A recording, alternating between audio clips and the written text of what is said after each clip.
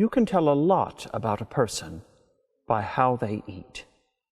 My mama, that's what we grandchildren call our maternal grandmother, forms opinions about people at the dinner table. Now, not by what kind of manners they have or how good their mealtime conversation is, but by how much they enjoy food. To her, a person who likes to eat is someone she relates to, a real person. And the spread she consistently offers at her house is one heck of a feast. Most of the time, there's enough food to feed a whole army, the kind of generosity that makes you feel like royalty.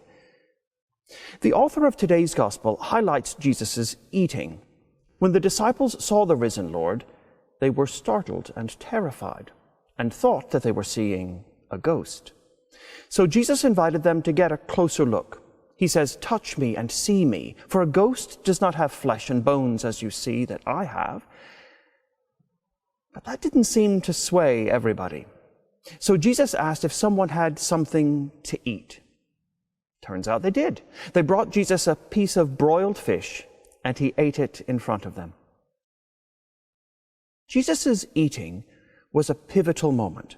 It seems to have clinched the deal for the disciples in the room.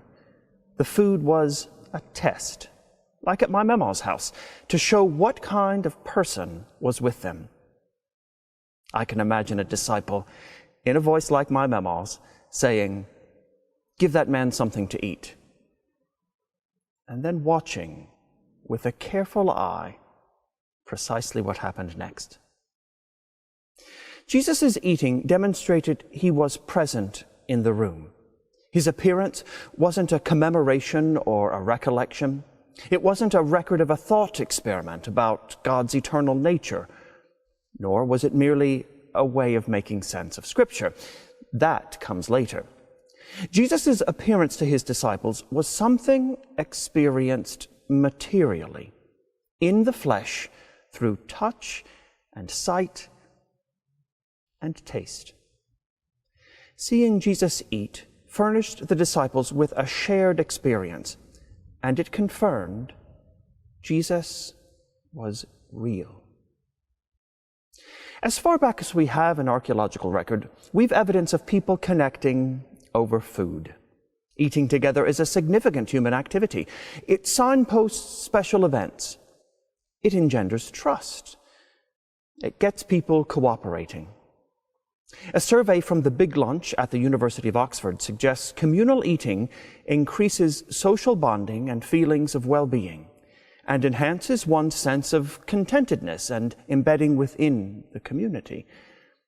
When a business person takes someone out to dinner, they try to foster good feelings and build a rapport.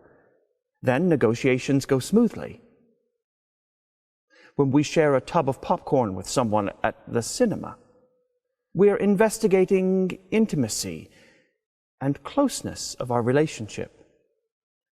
Eating together strengthens bonds. It's no wonder that Dorothy, Rose, Sophia, and Blanche gather in their kitchen for every episode of The Golden Girls. For them, there's no problem a bit of cheesecake won't help. During the last year, we have not been eating together, not been sharing food and enjoying the experience of communal meals. We have not had the opportunity to sit down and encourage each other to try new things. We've not hashed out our problems or set the world right over a pint. And our mealtime partners haven't challenged us to see things from different points of view. As we come out of lockdown, it's worth considering what not eating together, not socializing over food, might have done to people. No one knows for sure how it has affected us, but what we do know is that eating together matters. Sharing food has a bearing on our lives. And our lack of it can't have done nothing. I wonder if this isolation has changed our view of humanity, our hope, our compassion.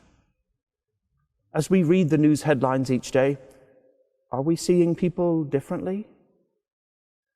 What has quarantine done to how we trust and confide in one another? What has it done to our faith? Not sitting at the same table has undoubtedly made it easier for us to think someone or something isn't decent or sound or real. And that cannot be good.